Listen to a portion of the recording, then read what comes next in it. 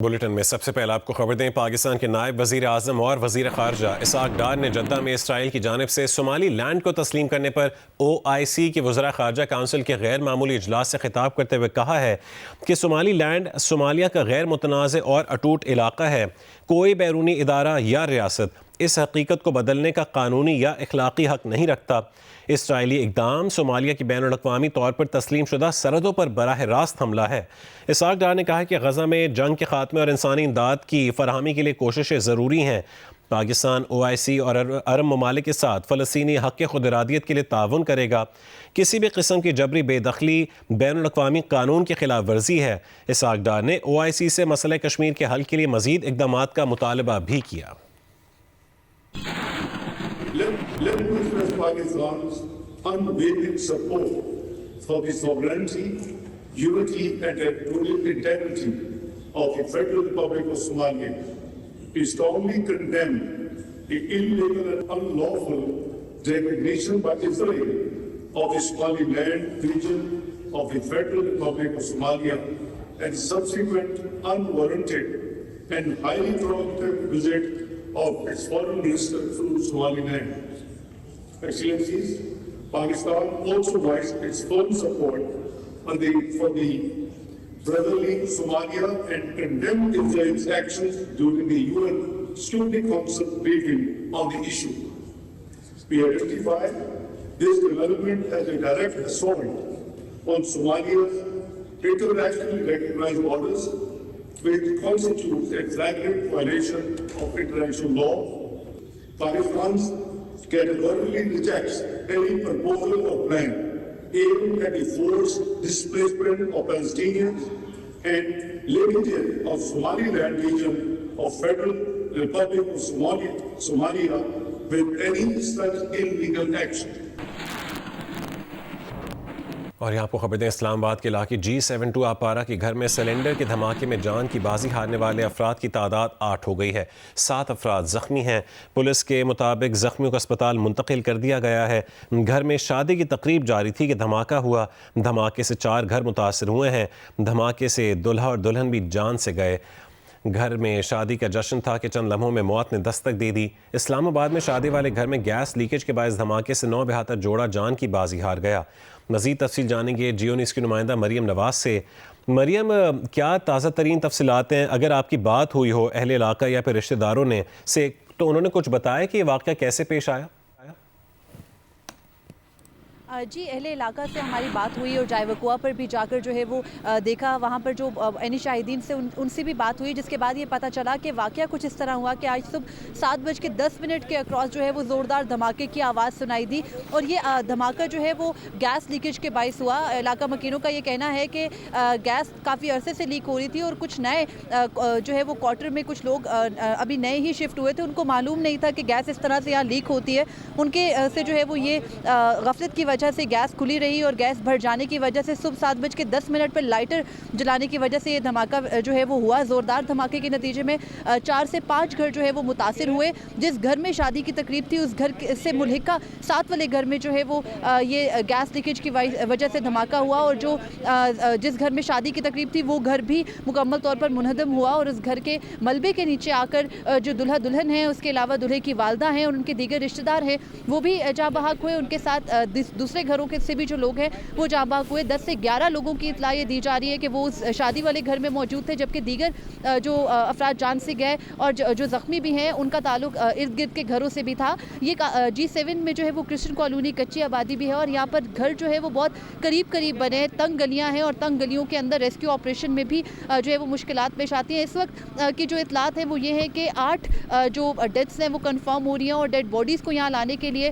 صفائی کا عمل، یہ بڑا گراؤنڈ ہے، اس میں شروع ہو چکا ہے اور جو اہل خانہ ہیں جو نوبیاتا جوڑا تھا ان کے وہ یہاں پر موجود ہیں گراؤنڈ میں اور ان کا یہ کہنا ہے کہ آج ولیمے کی تقریب ہونی تھی۔ گزشتہ رات پنجاب سے جو ہے وہ بارات کے بعد وہ یہاں پر آئے تھے اور ان کا یہ کہنا ہے کہ صبح 4 بجے تک شادی والے گھر میں جو زیادہ لوگ جمع تھے اور وہاں پر تقریب جو ہے وہ چلتی رہی اور اس کے بعد جیسے آرام کے لیے شادی والے گھر میں جب خاموشی ہوئی تو تقریباً 3 سے 4 گھنٹے کے بعد یہ واقعہ ہو گیا اور اب جو ڈیڈ باڈیز ہیں ہاسپٹل میں ان کو یہاں لانے کا عمل جو ہے وہ شروع ہونے والا ڈالا ہے جس کی وجہ سے صفائی یہاں پر کی جا رہی ہے. ریسکیو کا عمل تقریباً مکمل کر لیا گیا ہے اور یہ جانچ کی جا رہی ہے کہ کئی ارد گرد کے مزید گھر جو ہیں ان کو نقصان نہ پہنچے, کیونکہ اہل علاقہ کا یہ کہنا ہے کہ اتنا زوردار دھماکہ تھا کہ ان کے گھروں میں جو ہے وہ دیواریں بھی باقاعدہ طور پر متاثر ہوئی ہیں اور ارد گرد کے دیگر گھر بھی ہیں. مجموعی طور پر 4 گھر جو ہے وہ ان کی چھتیں گری اور 5واں گھر بھی متاثر ہے. ارد گرد کے گھروں کو بھی چیک کیا جا رہا ہے. ٹھیک ہے, بہت شکریہ مریم نواز تفصیلاً اپڈیٹ کرنے کے لیے. وزیر اعظم نے بھی سلینڈر حادثے میں قیمتی جانوں کے نقصان افسوس کرتے ہوئے زخمیوں کی جلد صحتیابی کے لیے دعا کی ہے. وزیر اعظم نے وزیر صحت, سیکرٹری صحت اور پیمز انتظامیہ کو الرٹ رہنے کی ہدایت کی. وزیر اعظم نے سیکرٹری داخلہ کو واقعے کی مکمل تحقیقات کی بھی ہدایت کر دی ہے. شہباز شریف نے مرحومین کی مغفرت کی دعا کی اور اہل خانہ کے ساتھ اظہار ہمدردی کیا. شہباز شریف نے اسلام آباد انتظامیہ کو گیس سلینڈرز کے استعمال میں حفاظتی تدابیر سے متعلق آگاہی فراہم کرنے کی بھی ہدایت کی ہے. بنگلہ دیش cricket board international cricket council کے جواب کا منتظر ہے. بی سی بی نے 2 روز قبل آئی سی سی کو بھارت میں نہ کھیلنے کی وجوہات کے بارے میں تفصیلی لکھا تھا. بنگلہ دیش کرکٹ بورڈ کے صدر امین الاسلام کا کہنا ہے کہ وہ بھارت سے متعلق اپنے تمام تحفظات سے آئی سی سی کو آگاہ کر چکے ہیں. ان کے موقف میں کوئی تبدیلی نہیں آئی. انہیں اپنی حکومت کی ہدایت کے مطابق چلنا ہے اور وہ ابھی اس پر کوئی تبصرہ نہیں کر سکتے کہ اگر بنگلہ دیش کے میچز سری لنکا منتقل نہیں کیے جاتے تو وہ کیا کریں گے. امین الاسلام نے کہا کہ آئی سی سی کو لکھے خط میں تمام شواہد اور دستاویزات تفصیل کے ساتھ پیش کی ہیں کہ کن وجوہات کی وجہ سے T20 ورلڈ کپ کے میچز بھارت میں کھیلنا ممکن نہیں ہے. آئی سی سی کی جانب سے ابھی جواب نہیں آیا. جب آئی سی سی جواب دے گا اس کے بعد ہی کوئی فیصلہ کریں گے. ان کے خیال میں پیر یا منگل تک آئی سی سی کی طرف سے جواب آئے گا. بنگلہ دیش ٹیم کے 3 میچز کولکتہ اور 1 گروپ میچ ممبئی میں شیڈیولڈ ہے. ذرائع کا کہنا ہے کہ بنگلہ دیش کرکٹ بورڈ آئی سی سی کی جانب سے وینیو تبدیل نہ کرنے کا فیصلہ تسلیم نہیں کرے گا. اسے یقین ہے کہ آئی سی سی بنگلہ دیش ٹیم کا وینیو تبدیل کرے گا. اس سے قبل بھارتی انتہا پسندوں کے دباؤ میں آ کر بھارتی بورڈ نے بنگلہ دیش کے فاسٹ بالر مستفیض الرحمان کو آئی پی ایل کی ٹیم کولکتہ نائٹ رائڈرز سے نکال دیا تھا.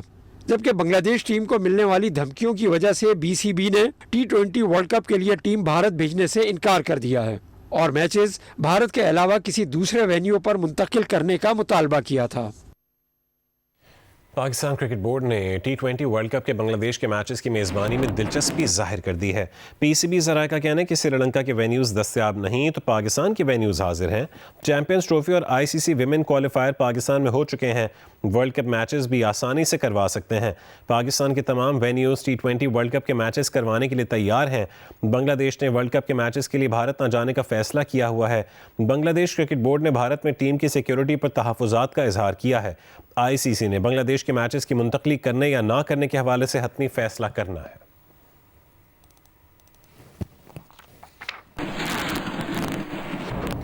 پی ایس ایل کی 2 نئی ٹیموں کی ریکارڈ بولی کے بعد اب پاکستان کرکٹ بورڈ نے ملتان سلطانز کی بھی نیلامی کا فیصلہ کر لیا ہے. پی سی بی نے پی ایس ایل 11 میں ملتان سلطانز کے معاملات خود چلانے کا اعلان کیا تھا. پاکستان سپر لیگ کی 2 نئی ٹیموں کی آکشن پی سی بی کی توقعات سے بڑھ کر رہی. ٹیموں کی اچھی قیمت ملنے کی وجہ سے اب ملتان سلطانز کی بھی آکشن کا فیصلہ کیا گیا ہے. ذرائع کے مطابق پی سی بی سمجھتا ہے کہ ملتان سلطان بھی فروخت کرنے کا اس سے اچھا وقت نہیں. ملتان سلطان کی بھی اوپن بڈنگ ہوگی. جلد اشتہار دیا جائے گا. قانونی پہلوؤں کا جائزہ لینے کے بعد اس کا جلد باضابطہ اعلان کیا جائے گا. 2 فرنچائزز کی ریکارڈ فروخت اور غیر ملکی سرمایہ کاروں کی دلچسپی کے بعد ملتان سلطانز لینے کے لیے خواہش مند سامنے آئے ہیں. اس لیے پی سی بی ملتان سلطانز کی آکشن میں اچھی قیمت میں فروخت کے لیے پر امید ہے. اس سے قبل پی سی بی نے پی ایس ایل 11 میں ملتان سلطانز کے معاملات خود چلانے کا اعلان کیا تھا. حالیہ آکشن میں پی سی بی نے پی ایس ایل کی 2 نئی فرنچائزز حیدرآباد اور سیالکوٹ فروخت کی تھی. پی ایس ایل کے اگلے ایڈیشن میں 8 ٹیمیں ایکشن میں ہوں گی. کبھی آپ کو خبر دیں، پاکستان تحریک انصاف کے کراچی میں جلسے کے لیے مزار قائد اور اطراف میں پولیس کی بھاری نفری تعینات ہے. گرو مندر سے نمائش سگنل تک جانے والی سڑک ٹریفک کے لیے بند کر دی گئی ہے. پیپلز چورنگی سے مزار قائد جانے والی سڑک کا ایک ٹریک بھی ٹریفک کے لیے بند کیا گیا ہے. تفصیل جانیں گے ذیشان شاہ سے. ذیشان، بتائے گا مزید کون کون سی سڑکیں بند کی گئی ہیں؟ جی دیکھیے بالکل یہ مزار قائد کے گرد و نواح میں سڑکیں ہیں جس کے اندر گرو مندر سے مزار قائد آنے والی جو گرو مندر سے نمائش سگنل کی جانب جو سڑک آتی ہے اس کو ٹریفک کے لیے بند کر دیا گیا ہے، جبکہ پیپلز چورنگی سے مزار قائد جانے والی سڑک کو جو کہ گرو مندر سے اٹیچ ہوتی ہے اس کو بھی ٹریفک کے لیے بند کر دیا گیا ہے۔ اس کے علاوہ خداداد سگنل سے جو مزار قائد کو راستہ آتا ہے وہ وہاں بھی ٹریفک کو ایک ٹریک کو مکمل طور پہ بند کر دیا گیا ہے۔ مزار قائد کے گرد و نواح میں پولیس کی بھاری نفری تعینات کر دی گئی ہے۔ جو ہم اس حوالے سے ہماری جو پولیس افسران سے بات ہوئی تھی ان کا کہنا ہے کہ جو ہی وزیر اعلیٰ خیبر پختونخوا یہاں پر آئیں گے جو کہ مزار قائد میں ان کو حاضری دینی ہے تو ان کو وی آئی پی گیٹ سے اندر لے جایا جائے گا، کیونکہ وی آئی پی جتنے بھی ہیں وہ مزار قائد کے وی آئی پی گیٹ سے اندر جا کے وہاں پہ حاضری دے سکیں گے۔ تاہم اس کے علاوہ اگر کارکنان کی جانب سے کوئی بھی ناخوشگوار واقعہ پیش آیا تو اس حوالے سے سچویشن کو کنٹرول کرنے کے لیے پولیس کی نفری تعینات کی گئی ہے۔ اب سے کچھ دیر قبل بھی چند کارکنان یہاں پر آئے تھے جنہوں نے نعرے بازی کی، شام ان کو منتشر کر دیا گیا ہے اور اب اس وقت گرد و نواح میں پولیس کی اینٹی رائٹس ونگ جو ہے وہ بھی ایکٹیو ہیں اور پولیس کی بھاری نفری تعینات کر دی گئی ہے۔ جی بہت شکریہ ذیشان اپڈیٹ کرنے کے لیے۔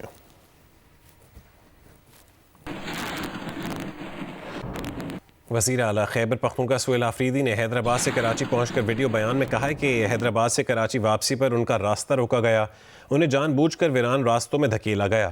وزیر اعلیٰ نے کہا ہے کہ مجبوراً ویران راستوں سے ہو کر کراچی پہنچنا پڑا ہے، وہ کراچی پہنچ گئے ہیں اور اب جلسہ تو ہوگا۔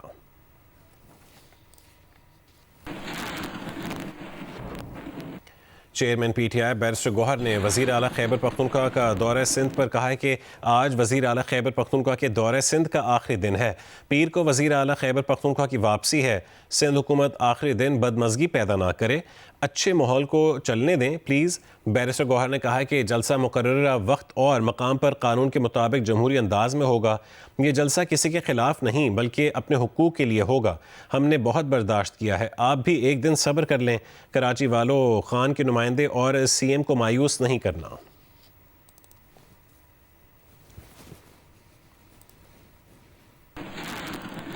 ایران میں پرتشدد مظاہروں میں 15 سیکیورٹی اہلکاروں سمیت 65 افراد ہلاک ہو گئے ہیں، مظاہرین نے عوامی اور سرکاری املاک کو نقصان پہنچایا۔ پرتشدد مظاہروں میں ملوث مزید 200 افراد کو گرفتار کر لیا گیا، جن سے اسلحہ، بارود اور گرینیڈ سمیت آتش گیر مواد برآمد ہوا۔ گرفتار افراد کی تعداد 2500 سے زیادہ ہو گئی ہے۔ ملک بھر میں مسلسل تیسرے روز انٹرنیٹ سروس بند ہے۔ ایرانی حکومت نے کہا ہے کہ پرامن مظاہرہ کرنے والوں پر احتجاج کی کوئی پابندی نہیں، تاہم غیر ملکی آقاؤں کی اما پر احتجاج کی آڑ میں مساجد، سرکاری دفاتر اور شہروں کی املاک کا جلاؤ گھیراؤ اور توڑ پھوڑ کرنے والے عناصر سے سختی کے ساتھ نمٹا جائے گا۔ تہران میں ہفتے کو مظاہروں کی شدت میں کمی آ گئی، لندن میں ایرانی سفارت خانے سے قومی پرچم اتارنے کا واقعہ پیش آیا۔ ایرانی ذرائع کا کہنا ہے کہ سفارت خانہ خالی کروایا جا چکا تھا۔ لندن میں ایرانی سفارت خانہ پیر سے دوبارہ کام شروع کرے گا۔ تہران میں ایرانی حکومت کے حق میں شہریوں نے موٹر سائیکلوں اور گاڑیوں پر ریلی نکالی۔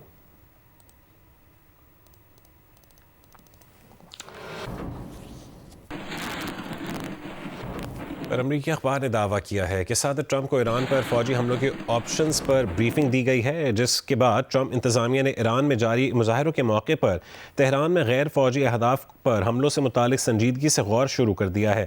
امریکی اخبار کے مطابق صدر ٹرمپ نے ایران پر حملوں کا ابھی حتمی فیصلہ نہیں کیا۔ امریکہ کے صدر ٹرمپ نے حال ہی میں ایرانی قیادت کو خبردار کیا تھا کہ اگر مظاہرین کو قتل کیا گیا تو وہ ان پر سخت حملہ کریں گے۔ صدر ٹرمپ کا دعویٰ تھا کہ ایران ماضی کے مقابلے میں آج کہیں زیادہ آزادی کی جانب دیکھ رہا ہے اور امریکہ اس کی مدد کے لیے تیار ہے۔